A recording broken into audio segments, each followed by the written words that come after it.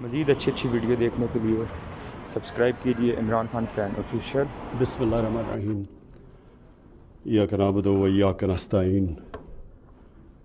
Speaker national assembly, federal ministers, service chiefs, خواتین و حضرات، ممبرز آف ڈپلومیٹک کمیونٹی، سب سے پہلے معید میں آپ کو اور نیشنل سیکورٹی ڈویژن کو خراج تحسین پیش کرتا ہوں کہ آپ نے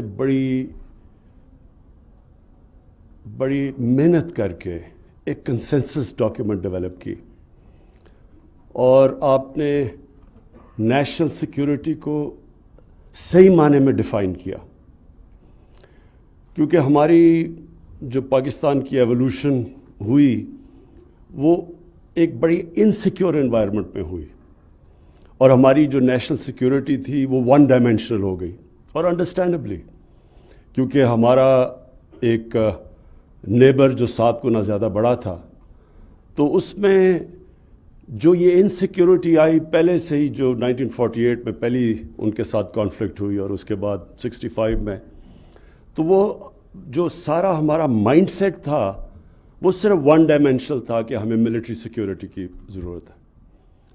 اور یہاں میں آج ضرور اپنی سیکورٹی فورسز کو خراج تحسین پیش کروں گا کہ اس کے باوجود کہ ہماری بڑی تھریٹ تھی اور بڑا ملک تھا ان کا، جس طرح انہوں نے ہمیں سیکیور رکھا، اور یہ جو ابھی ریسنٹلی بھی یہ جو وار آن ٹیرر ہوئی، اس کے اندر جو قربانیاں ہماری فورسز کی تھیں اور جس طرح انہوں نے پاکستان کو سیکیور کیا، آپ کو صرف مسلمان دنیا میں دیکھنا چاہیے کہ کس طرح کی آج بھی کس طرح کے ان کی تباہی ہوئی، جو وہ سیکیور نہیں کر سکی ان کی سیکورٹی فورسز اپنے ملکوں کو۔ اور آپ اوپر سے لیبیا سے شروع ہو، صومالیہ، سیریا، افغانستان، بوسنیا سے شروع ہوا تھا 90s میں، تو ہم آج بڑے خوش قسمت ہیں کہ ہمارے پاس ڈسپلنڈ اور ویل ٹرینڈ سیکورٹی فورسز تھی جنہوں نے ہمیں سیکیور کیا۔ لیکن آج معید آپ نے جو محنت کی، ساری قوم کا کنسنسس بنا کے ایک قوم کا آپ نے قبلہ درست کیا، ڈائریکشن دی ہے کہ سیکیورٹی کی بڑی ڈائمینشنز ہیں، اور اگر صرف ون ڈائمینشنل ہو تو ہمارے سامنے سوویت یونین کا ایک مثال ہے کہ دنیا کی سب سے تکڑی فورسز بھی ایک سوویت یونین کو اکٹھا نہ رکھ سکی۔ تو یہ جو آپ نے ایک آل انکمپسنگ ملٹی ڈائمینشنل جو سیکورٹی پالیسی دی ہے، یہ میں اب ہماری ساری کوشش ہے کہ جو ہماری ساری گورنمنٹ ہے، پبلک ہے، وہ سب ایک ڈائریکشن میں جائے۔ اکانومی، اگر آپ کی اکانومی صحیح نہیں ہے تو آپ اپنے آپ کو سیکیور دیر تک کر ہی نہیں سکتے۔ اگر آپ کی اکانومی کی یہ حالات ہیں کہ ہر تھوڑی دیر کے بعد آپ کو IMF کے پاس جانا پڑتا ہے، تو اس کا مطلب آپ کی سیکیورٹی متاثر ہوگی۔ اور اس کی وجہ کیا ہے کہ کبھی بھی ایک کوآرڈینیٹڈ نیشنل سیکیورٹی کا ہمارا کانسیپٹ نہیں آیا، اور اکانومی کے اندر بھی کبھی بھی یہ سمجھ نہیں آئی کہ ہم نے اپنے آپ کو اکنامکلی سیکیور کرنا کیسے ہے۔ گروتھ ریٹ ہماری اوپر جاتی تھی، کرنٹ اکاؤنٹ ڈیفیسٹ ہو جاتا تھا، کرنٹ اکاؤنٹ ڈیفیسٹ ہوتا تھا، روپے پہ پریشر پڑ جاتا تھا، روپے جب نیچے جاتا تھا IMF کے پاس جانا پڑ جاتا تھا۔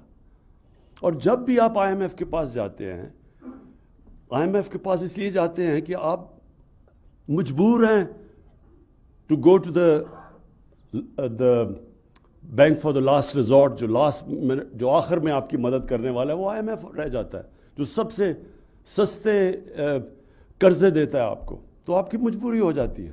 لیکن ان کی آپ کو شرائط ماننی پڑتی ہے، اور جب آپ شرائط ان کی جو مانتے ہیں، تو پھر آپ کا کہیں نہ کہیں آپ کی سیکیورٹی کمپرومائز ہوتی ہے۔ سیکیورٹی ناٹ نیسسریلی آپ کی جو سیکیورٹی فورسز ہیں، سیکیورٹی میننگ کہ آپ کے لوگوں کے اوپر آپ کو بوجھ ڈالنا پڑتا ہے، اور جو آپ کی سب سے بڑی سیکیورٹی ہوتی ہے جب آپ کی عوام آپ کے ساتھ کھڑی ہو جاتی ہے، وہ ایکچوئلس آپ کی سیکیورٹی ہے. جب آپ کی عوام سٹیک ہولڈرز بن جاتی ہے ایک ملک کو بچانے کے لیے. تو اس لیے یہ جو کانسیپٹ اب آپ نے دیا ہے انکلوسیو گروتھ کا، کہ ہم جب تک ایک قوم بحیثیت قوم ڈیولپ نہیں ہوں گے، ہم اگر ایک ہی سیکشن ڈیولپ ہو جائے گا یا کانسیپٹ امیر ہو جائے اور عام لوگوں کی زندگیوں میں فرق نہ پڑے، وہ قوم ہمیشہ انسیکیور رہے گی. سیکیورٹی تب ہوتی ہے جب ایک انکلوسیو ڈیولپمنٹ، سب سمجھتے ہیں کہ ہم اس قوم کا حصہ ہیں. تو یہ جو آپ کا جو کانسیپٹ ہے انکلوسیو گروتھ کا، یہی جب میں مدینہ کی ریاست کی بات کرتا ہوں تو وہ پہلی دفعہ یہ کانسیپٹ آیا تھا انکلوسیو گروتھ کا. پہلی دفعہ دنیا کی تاریخ میں فیصلہ کیا گیا کہ ہر کمزور طبقے کی اسٹیٹ ذمہ داری لے گی. جو کانسیپٹ ویلفیئر اسٹیٹ کا آج ہے، جو میں سمجھتا ہوں کہ اسکینڈینیوین ملکوں میں، دنیا میں اگر وہ اسلامک کانسیپٹ ہے ویلفیئر کا، وہ سب سے زیادہ جو میں نے دنیا دیکھی ہے اسکینڈینیویا میں ہے. ہر طرح ایک ریاست اپنے کمزور طبقے کی ذمہ داری لیتی ہے، وہ پھر اسٹیک ہولڈر بن جاتا ہے اس ریاست کو بچانے کے لیے، وہ اصل فورس بن جاتا ہے. ہر شہری پھر اس ریاست کو بچانے کی کوشش کرتا ہے. آپ اگر انکلوسیو اسٹیٹ کا دیکھنا چاہتے ہیں سیکیورٹی اور انسیکیورٹی، تو صرف ہندوستان کی تاریخ دیکھ لیں. جب بھی وہ اوپر افغانستان سے وہ نکلتے تھے تو وہ سیدھے جا کے پانی پت پہ لڑائی ہوتی تھی، اور کوئی راستے میں ریزسٹنس نہیں ہوتی تھی. اس کی وجہ کیا تھی کہ فیوڈل سسٹم تھا. فیوڈل سسٹم کا کیا مطلب ہے کہ اوپر جو بیٹھا ہوا ہے وہ اس کے پاس ساری طاقت ہے، وہ قانون سے اوپر ہے، وہ جو پیسہ سارا اوپر ہے، اور جو نچلا طبقہ ہے اس کا کوئی سٹیک نہیں ہے ریاست کے اندر. تو وہ جو مرضی اوپر آ جائے، اس کو فرق ہی نہیں پڑتا تھا اس کی زندگی کو. لیکن جب یہ جو سارا قبائلی علاقہ افغانستان، یہ کیوں فرق تھا؟ کیونکہ ان کا ایک ڈیموکریٹک کلچر تھا. ان کی جو جرگہ سسٹم تھا وہ ایک ڈیموکریسی بھی تھی، اور وہ پھر وہ انصاف بھی دیتی تھی لوگوں کو. تو وہ پھر اپنی آزادی کو ویلیو کرتے تھے، وہ پھر ریزسٹ کرتے تھے کسی کو جو ان کی آزادی لے. لیکن جب آپ کی آزادی نہیں ہے تو جو مرضی اوپر آ جائے. تو جو انکلوسیو گروتھ پاکستان میں کانسیپٹ ہم لے کے آئے ہیں ریاست مدینہ کا، مقصد یہ ہے کہ ہم اپنے سب سے پہلے لوگوں کو جو سب سے ونربل طبقہ ہے اس کی زندگی کو سیکیور کریں. اور مجھے سب سے زیادہ خوشی ہوئی کہ میں نے فائنلی کنونس کر لیا جتنے صوبے ہمارے نیچے تھے کہ ہم ہر خاندان کو سیکیور کریں ہیلتھ انشورنس دے کے. یونیورسل ہیلتھ انشورنس آج یہ ڈیولپڈ ممالک کے اندر بھی یونیورسل ہیلتھ انشورنس نہیں دیتے.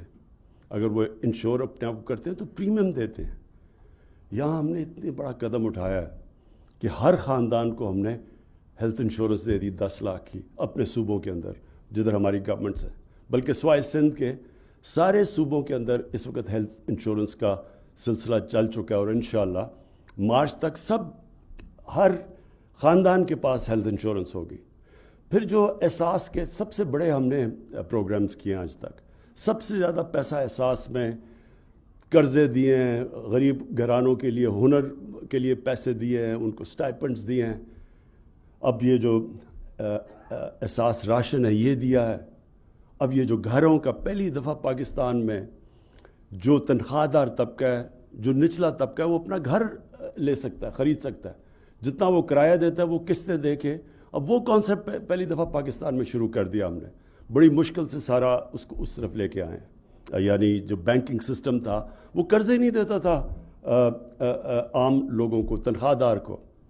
ہمارے میں پاکستان میں 0.2% مورگیج فائنینسنگ تھی. انڈیا کے اندر بھی 10% ہے. یورپ امریکہ میں 80% سے اوپر ہے. ملیشیا میں 30% ہے. پاکستان میں 0.2% تھی. یعنی کیش ہے تو گھر بناؤ.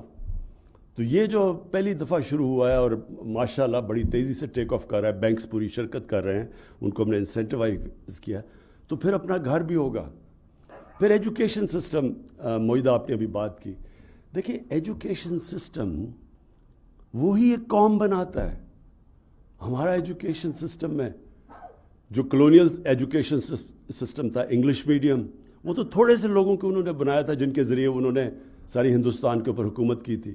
تو وہ سسٹم بجائے ہم سنتھسائز کرتے، ایک نیشنل کریکولم بناتے، 3 ٹیئر سسٹم آ گیا، ایک انگلش میڈیم، پھر اردو میڈیم اور پھر دینی مدرسے، 3 پیرل سسٹم چلنے شروع ہو گئے پاکستان میں۔ اس کے بڑے کانسیکوینسز ہیں سوسائٹی میں۔ کبھی بھی سوسائٹی کے اندر اس طرح کی آپ 3 ٹیئر سسٹم نہیں کرتے، اور اس کے اندر بھی کلاس آ گئی، سب سے پیسے والے اوپر، اس کے بعد نچلے، اور پھر جو سب سے ڈپرائیوڈ قیدوا تھے وہ تیسرے ٹیئر میں چلے گئے۔ اس کے بڑے کانسیکوینسز ہیں۔ 25-26 لاکھ بچے دینی مدرسے میں، کوئی 3.25 کروڑ بچے اس میں اردو میڈیم میں، اور 8 لاکھ بچے انگلش میڈیم میں۔ تو یہ سسٹم ایک تو اس بالکل ناانصافی کے اوپر بلٹ ہے۔ ہم ایجوکیشن اپارٹھائڈ پیدا کر رہے ہیں، پھر 3 ڈفرینٹ کلچر بنا رہے ہیں۔ قومیت کیسے آئے، ایک ملک ایک طرف کیسے جائے؟ تو پہلی دفعہ اور بڑی مشکلوں سے ہم نے ایک نیشنل کریکولم کلاس 5 تب لے کے آئے ہیں کہ اس کور سلیبس، کور کریکولم سب کے لیے ایک ہی ہے کلاس 5 تک، اور اس کے بعد انشاءاللہ اوپر لے کے جائیں گے۔ جو چیلنج ہے پاکستان کا وہ ہے رول آف لا۔ یہ کوئی بھی دنیا کا آپ ملک دیکھ لیں، وہ خوشحال ہو ہی نہیں سکتا رول آف لا کے بغیر۔ دنیا کی تاریخ اٹھا کے دیکھ لیں، رومنز جب سب سے دنیا کے اوپر ان کا جب ایمپائر تھا تو رومن لاز تھے، باقیوں کو وہ باربیرینز کہتے تھے۔ جس طرح آج ہم بنانا ریپبلکس کہتے ہیں، بنانا ریپبلک کیا ہے؟ اس لیے تو غریب نہیں ہے کہ ان کی وسائل کی کمی ہے، اس لیے کہ ان کے رول آف لا نہیں ہے۔ یہ جو رول آف لا ہے، یہ اس کا اگر فرق آپ نے دیکھنا چاہیے نا، کہ ایک خوشحال معاشرہ اور ایک معاشرے میں غربت ہے، وہ ایک ہی چیز ہوگی کہ ایک میں رول آف لا نہیں ہوگا۔ یہ مدینہ کی ریاست میں سب سے پہلے جو رول آف لا آیا تھا وہ نبی صلی اللہ علیہ وسلم لے کے آئے تھے کہ کب بڑی قومیں تباہ ہوئیں جدھر طاقتور کے لیے قانون اور کمزور کے لیے دوسرا، یعنی کہ جدھر رول آف لا نہیں ہے۔ اور میری بیٹی بھی اگر جرم کرتی ہے تو سزا ملے گی، کوئی قانون سے اوپر نہیں ہے۔ یہ کانسیپٹس ہیں۔ آج آپ کسی بھی پراسپرس معاشرے میں چلے جائیں، سوئٹزرلینڈ ہے، سوئٹزرلینڈ کو کمپیئر کریں اپنے ناردرن ایریاز سے۔ میں سوئٹزرلینڈ سارا دیکھا ہوا ہے، آسٹریا دیکھا ہوا ہے، کوئی مقابلہ ہی نہیں کر سکتا ہمارے ناردرن ایریاز کا۔ دگنا سائز ہے ہمارا ناردرن ایریاز کا سوئٹزرلینڈ سے۔ ان کی صرف ٹورزم سے کوئی $60 ارب ان کی انکم ہے۔ ہمارا سارا ناردرن ایریا پڑا ہے، ہم نے کبھی اس کو ٹیپ ہی نہیں کیا۔ کیا وجہ ہے سوئٹزرلینڈ آگے نکل گیا؟ آپ اگر ایک چیز دیکھیں گے وہاں رول آف لا، کوئی قانون سے اوپر نہیں ہے، ادارے مضبوط ہیں۔ کچھ صرف ٹورزم اور دودھ اور مکھن وغیرہ سے وہ کہاں سے کہاں پہنچ گئے، اور ٹیکنالوجی سے، تعلیم سے۔ ہمارا اس وقت سٹرگل یہ ہے کہ ہمارے رول آف لا آہستہ آہستہ ایروڈ ہوتا گیا، اور رول آف لا نہ ہونے کی وجہ سے ہمارے کارٹلز بن گئے۔ اور میں آپ کو یہ مثال دیتا ہوں کہ کارٹلز کا کیا سچویشن ہے۔ ہر ملک میں ریگولیٹرز ہوتے ہیں۔ ریگولیٹرز کا کام ہوتا ہے کہ پبلک کے انٹرسٹ کو پروٹیکٹ کرنا۔ جو بھی ریگولیٹر ہوتا ہے وہ مثلا کمپٹیشن کمیشن ہے، اس کا کام ہے مونوپلیز کو روکنا اور آرٹیفیشلی جو ہورڈنگ کر کے قیمتیں اوپر بڑھا دیتے ہیں، عوام کا انٹرسٹ پروٹیکٹ کرنا۔ جس طرح SCCP ہے، جس طرح اسٹیٹ بینک ہے، یہ سب ریگولیٹرز ہیں۔ میں نے ریگولیٹرز کی میٹنگ بلائی، میں نے ان کو کہا کہ جو جس طرح کا آپ کا کام ہونا چاہیے وہ نہیں ہو رہا، آپ پبلک کا انٹرسٹ نہیں پروٹیکٹ کر رہے۔ انہوں نے مجھے جو جواب دیا وہ آپ سمجھیں کہ رول آف لا کی کتنی ضرورت ہوتی ہے ملک کو. انہوں نے کہا ہمارے اوپر 900 کیسز ہیں, 900 اسٹے آرڈرز ہیں. یعنی اسٹے آرڈر کیا ہے کہ ریگولیٹر کو اپنا کام کرنے سے روک دیا کارٹیلز نے. اور کتنا پیسہ عوام کا جو وہ اسٹے آرڈرز کی وجہ سے رکا ہوا ہے, 250 ارب روپیہ. اور اسٹے آرڈر لیے ہوئے ہیں کیونکہ طاقتور ہیں. تو یہ سب سے بڑی اسٹرگل ہے ہمارا اور وہ اسٹرگل کی طرف ہم نکل چکے ہیں. کبھی بھی اس طرح طاقتور کو اس معاشرے نے کوشش نہیں کی قانون کے نیچے لانے کی. اور یہ آپ کی یہ جو اسٹرگل ہے یہ ہے battle for soul of Pakistan. اور یہ بھی نیشنل سیکیورٹی پر ریفلیکٹ کرتی ہے کہ اس میں بہت زیادہ چیزیں آ جاتی ہیں. کانٹریکٹ انفورسمنٹ ہوگا تو انویسٹمنٹ آئے گی. فورن انویسٹمنٹ کی جو سب سے بڑا امپیڈمنٹ ہے کہ ان کو ڈر ہوتا ہے کہ جب وہ جا کے کہتے ہیں جی ہمیں باہر انٹرنیشنل آربیٹریشن چاہیے, کیونکہ وہ پاکستان کی جسٹس سسٹم کو کہتے ہیں کہ جی ہم اس کو ٹرسٹ نہیں کرتے. یہ بہت بڑی رکاوٹ ہے ہماری ملک کی گروتھ میں, اکانومی میں. 22 کروڑ کی عوام ہے اس وقت. ہمارا جو مارکیٹ ہے پاکستان میں اور ینگ پاپولیشن ہے, یہاں تو ہر دنیا کی بڑی کمپنی کو آنا چاہیے. سو جو نیشنل سیکیورٹی کی آپ نے بات کی, یہ ایک ملٹی ڈائمینشنل اس لیے ہے کہ سب کو ایک ہی طرف اب جانا ہے. اب میں ایکسپورٹس کی بات کرتا ہوں. پاکستان کی ایکسپورٹس پچھلے 5 سال جو ہمارے آنے سے پہلے وہ اسٹیگنیٹ کر گئی. اب اگر آپ کی ایکسپورٹس ہی نہیں بڑھ رہی, ملک میں ویلتھ کریشن کیسے ہو سکتی ہے, ترقی کیسے کر سکتا ہے؟ کہ جب آپ باہر سے چیزیں زیادہ خرید رہے ہیں اور بیچ کم رہے ہیں تو کوئی ملک بھی آگے نہیں جا سکتا. تو پھر جب ہم نے اسٹڈی کیا تو ریئلائز کیا کہ ہمارے تو جو ساری گورنمنٹ ڈپارٹمنٹس ہیں ان کا تو کوئی کنیکشن ہی نہیں ہے کہ ملک کی ضرورت ہے ایکسپورٹس بڑھانی, اور وہاں امپیڈمنٹس ہیں, رکاوٹیں ڈالی ہوئی ہیں ایکسپورٹرز کے راستے میں. اور رکاوٹیں نہیں, جو فورن انویسٹر آئے اس کے راستے میں رکاوٹیں ڈالی ہوئی ہیں. کہ جب تک اب ہم کیا کر رہے ہیں, ہم نے پورا اب ساری ڈپارٹمنٹس کو الائن کر رہے ہیں ایک ہی طرف کہ کس طرح ہمارے ملک میں ڈالرز آ سکتے ہیں. وہ کون سی انڈسٹری ہے جو کہ امپورٹ سبسٹیٹیوشن کر سکتی ہے. کس طرح ہم نے چائنا سے کون سی ایکسپورٹ اورینٹڈ انڈسٹری کو ریلوکیٹ کروانا ہے پاکستان میں. ہم نے ایگریکلچر میں کیا کرنا ہے, کیا وجہ کہ ہم اتنا بڑا بل ہے ہمارا پام آئل امپورٹس کا, کیوں سارا ہمارا پاس کوسٹ پڑا ہوا ہے, سمندر پڑا ہوا ہے جدھر پام آئل اگ سکتا ہے.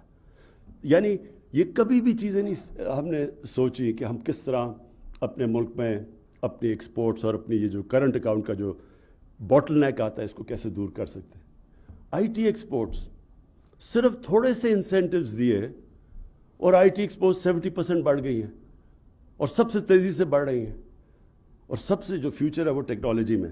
کہنے کا مقصد یہ ہے کہ ہم نے جو یہ نیشنل سیکیورٹی پالیسی لے کے آئے ہیں یہ آل انکمپسنگ ہے. اس میں چیلنجز بھی آگے کیا ہیں. پانی کا بڑا چیلنج ہے. پہلی دفعہ گورنمنٹ 10 نئے ڈیمز بنا رہی ہے, اور انشاءاللہ اس کو ہم نے ڈیکیڈ آف ڈیمز بنایا ہے کہ ہم اپنے آپ کو پانی سیکیور کرنے کے لیے یہ جو ہماری ڈیمز ہیں یہ 10 سال تک کمپلیٹ ہو جائیں گی, جس سے واٹر ریزروائر بڑھ جائے گا, جس سے ہماری فوڈ سیکیورٹی کو امپیکٹ آئے گا. دوسرا کلائمیٹ چینج, یہ ایک بہت بڑی تھریٹ ہے. پاکستان ونربل ہے, ان 10 ملکوں میں سے ہے جو سب سے زیادہ ونربل ہے کلائمیٹ چینج کے لیے.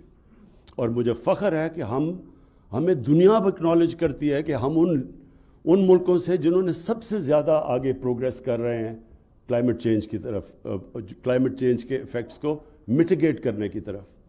یہ بھی نیشنل سیکیورٹی کا حصہ ہے. اور فائنلی جو ہماری ڈیولپمنٹ کی جب انکلوسیو کی ہم بات کرتے ہیں تو ہم ایک تو یہ کرتے ہیں کہ ہمارا جو نچلا طبقہ ہے اس کو ہم نے اوپر اٹھانا ہے اور اس کی پوری کوشش ہے. لیکن ساتھ ساتھ جو ہمارے علاقے پیچھے رہ گئے ہیں, بلوچستان پیچھے رہ گیا, ہماری نیشنل سیکیورٹی کے لیے یہ بھی بہت ضروری ہے کہ بلوچستان کی ہم ڈیولپمنٹ کے اوپر ایکسٹرا توجہ دیں جو ہم نے نہیں دی. ہمارا جو مرج ڈسٹرکٹس ہیں, فارمر قبائلی علاقہ ہے, اس کے اندر جو اکنامک انڈیکیٹرز ہیں, جو ہیومن ڈیولپمنٹ ہے وہ بہت پیچھے رہ گئی ہے. یہ بھی بڑا امپورٹنٹ ہے کہ ان کو ہم اسپیشل پوری کوشش کریں کہ ان کو اوپر لے کے آئیں. جس طرح ایسٹ جرمنی پیچھے رہ گیا تھا، جب یونیفیکیشن ہوئی تو ایکسٹرا پیسہ خرچ کیا گیا ایسٹ جرمنی کے اوپر کہ ان کو ان کی اسٹینڈرڈ آف لیونگ اوپر لے کے آئیں. تو اس لیے، اور اس طرح گلگت بلتستان اس کا ایک لمبو میں تھا، ان کا سٹیٹس ہی وہاں بڑی ڈسکنٹینٹ پیدا ہو رہی تھی، تو اس کا ہم نے پروونشل سٹیٹس کیا تاکہ وہ بھی ایک اپنے آپ کو فیل کریں کہ ہم بھی پاکستان کا حصہ ہیں.